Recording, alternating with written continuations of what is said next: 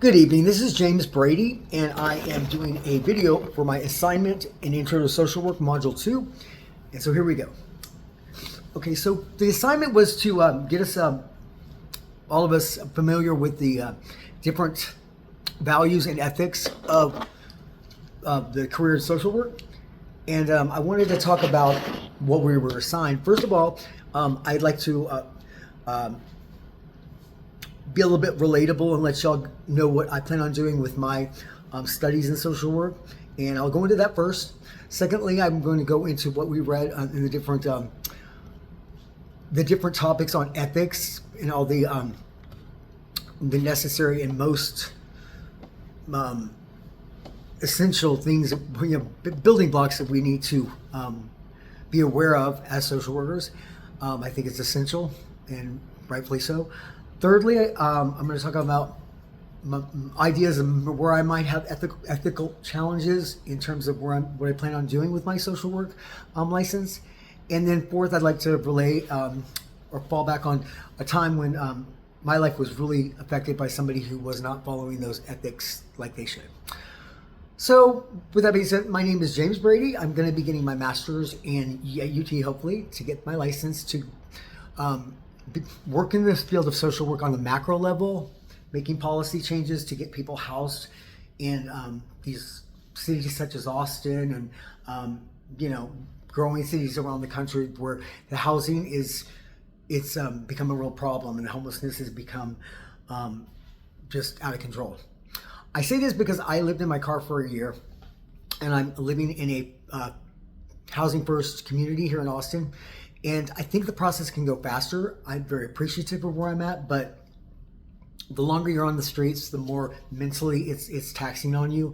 And that's the first step of where you just have a breakdown. And to get people housed, it should be our first priority. It can be done. They've done it in Finland. They've eradicated homelessness completely by having the mentality of housing first, period. And so I want to work on that, getting those funds and getting policy to where we can go in that direction, because it's a better community, it's a better life, it's a better world. In terms of the ethics that we had to read up on, these are pretty much straightforward, and definitely they hold true to any type of social work you want to plan on doing. So important. They are so important in keeping us respected. They keep us a group. They give us a stature, because when we're following these and we're all holding each other accountable to them, it's a group of us that are proud to be social workers, and people will trust us because it is a career that has ethical standards and we're backed by those ethical standards. And without that, it would be just a joke. And this is not a joke. I'd like to talk about maybe where I find an ethical imbalance with my career and where I tend to go. I think that if I cross that path, I'm sure there will be. I try not to be biased in any way, because I've had people do that to me and it's been unfortunate. But I might have a dilemma for becoming empowered to fund these things when I myself have been homeless. But that's just a way for me to prove myself, so I don't think that that's going to be something that's going to stop me.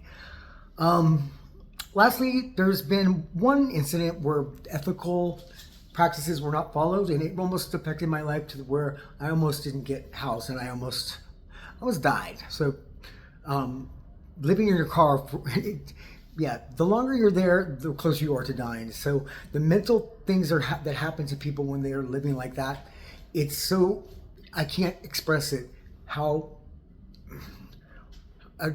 disheartening it is, and how it can be so easily fixed with time and with patience and with work that I plan on doing. With that being said, somebody had actually put my name after I got called to this apartment on the bottom of the list because I was a different race than them, and they thought that I didn't need it. So I almost lost this housing, and I didn't. But that was when somebody wasn't following the ethics like they should, and they were thinking that their career in social work could help who they thought they should help in their mind, and not play by the rules and see what was actually happening in terms of, you don't judge a book by the cover. With that being said, I hope everybody's having a great semester, and I am very blessed and thankful to be here. And so, thank you so much for listening.